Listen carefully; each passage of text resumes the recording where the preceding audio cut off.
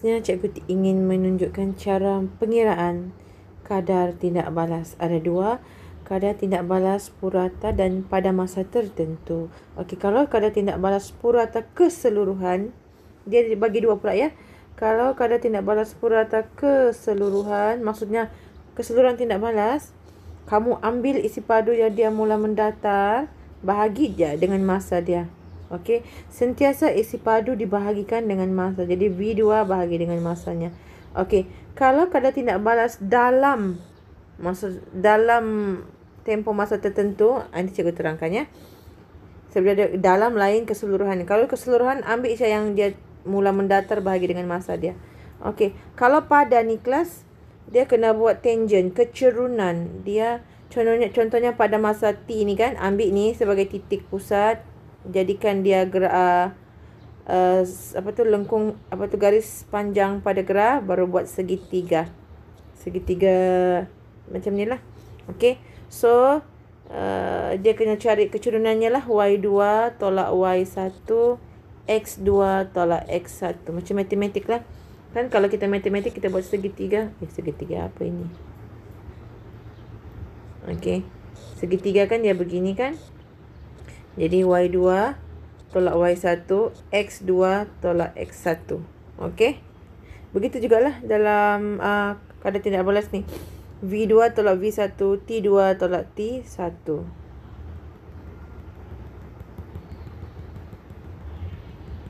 Okey, so kita tengoklah V2 tolak V1, T2, ini baca ni T2 ni titik, baca T1 titik. Okey, nanti kita akan buat graf, kita akan nampak. Okey, mari kita buat soalan. Apakah kadar tindak balas dalam minit kedua? Okey, minit kedua berapa saat? Minit. Okey, kadang-kadang dia pakai saat tau.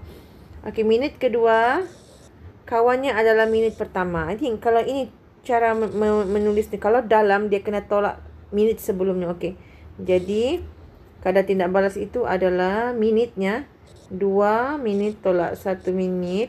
Isi padunya pun tolak. Isi padu ini tolak isi padu ini. 28 tolak 10. So, sentimeter padu jangan lupa ini saat.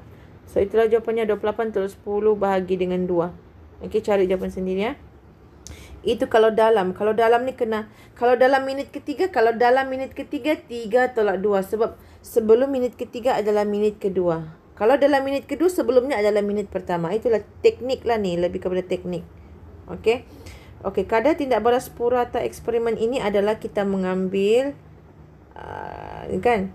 mengambil bila dia mula isi padu itu mendatar 30. Kita mau ambil saat ini ke atau saat ini? Adalah saat dia mula mendatar. Jadi sentiasa isi padu bahagi masa. Kadar tindak balas sama dengan isi padu bahagi dengan masa kan. V bahagi dengan T. Jadi sentiasa isi padunya berapa tadi? Yang dia mula mendatar 30 cm padu, kamu bahagikan dengan 90 saat. Okey, kiralah 30 bagi 90 ya. Okey, seterusnya. Apakah kadar tindak balas dalam? Ni cikgu bilang dalam minit kedua. Bila ada perkataan dalam, minit kedua. Minit kedua means 120 saat. Ni jahat sikit dia pakai saat. Minit pertama adalah 60 saat. Jadi bawah dulu, cikgu suka tulis bawah dulu sebab isi padu di atas kan. 120 saat tolak 60 saat, baru ini pun tolak ini. 13.70 tolak 7.70. Jangan lupa jangan punya unit ya. Sentimeter padu per saat sentiasa. So, senang siap kelas. Kadar tindak balas ni adalah isi padu bahagi masa, isi padu bahagi masa. Kenapa isi padu? Sebab itu yang kita boleh ukur dia punya perubahan kan. Dia punya perubahan hasil tindak balas ADN-nya adalah gas karbon dioksida. Jadi itu yang kita boleh ukur. Kalau soalan tu suruh kira jisim bahan, kira jisim bahan. Tapi ini kan isi padu gas. Kita kira isi padu gas. Tapi ikut teknik lah. Dalam ada tekniknya, pada ada tekniknya. Kita tengok yang pada pula.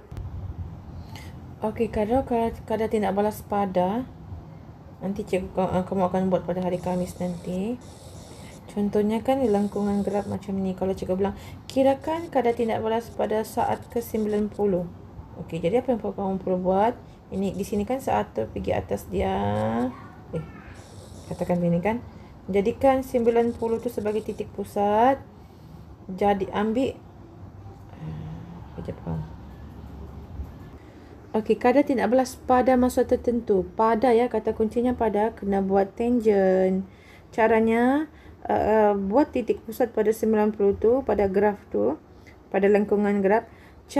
Buat garisan lurus menghampiri lengkungannya. Kalau rapat lagi okey.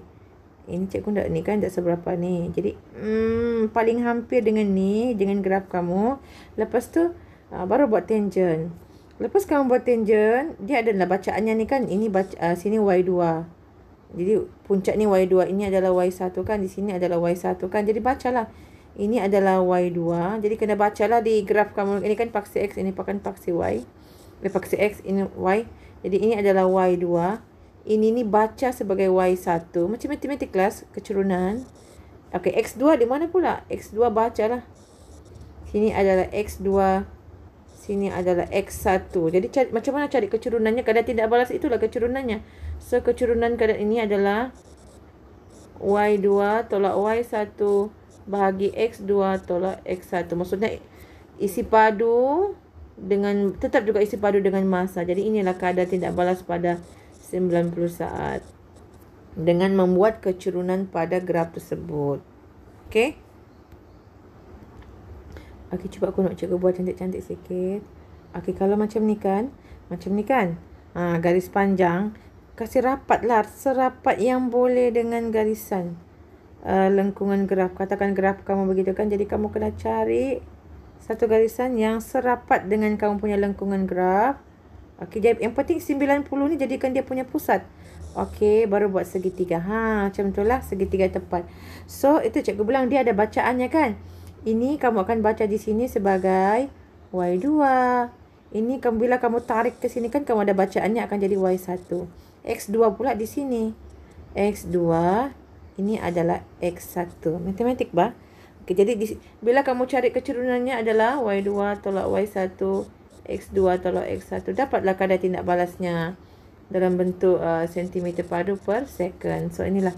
Nanti kamu akan buat bila kamu buat melakarkan graf dalam buku modul tu ya.